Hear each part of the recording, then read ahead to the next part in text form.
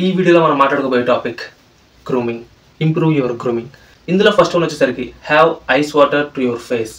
So ప్రతిరోజు morning ఒక బౌల్లో ఐస్ వాటర్ తీసుకోండి.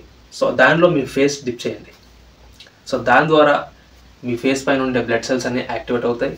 దాని ద్వారా మీకు పింపుల్స్ రాకుండా ఉంటాయి అండ్ రింకిల్స్ రాకుండా ఉంటాయి అండ్ మీ స్కిన్ అనేది హెల్తీగా మాయిశ్చరైజర్గా కనిపిస్తుంది. సో ఆ ఒక్క ఐస్ బాత్ వల్ల ఇన్ని యూజెస్ ఉన్నాయి. So just follow that.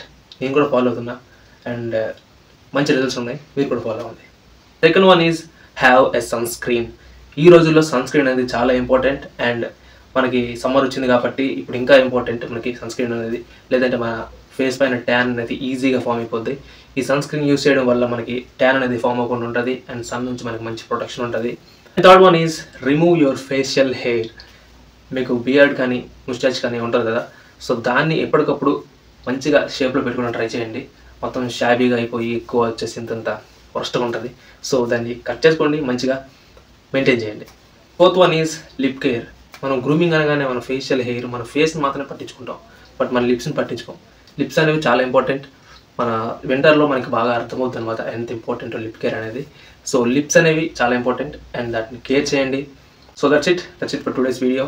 And ఈరోజు వీడియో మీకు నచ్చినట్లయితే లైక్ చేయండి, షేర్ చేయండి అండ్ సబ్స్క్రైబ్ కూడా చేసుకోండి. నెక్స్ట్ వీడియోతో మళ్ళీ కలుద్దాం. అంతవరకు టేక్ కేర్.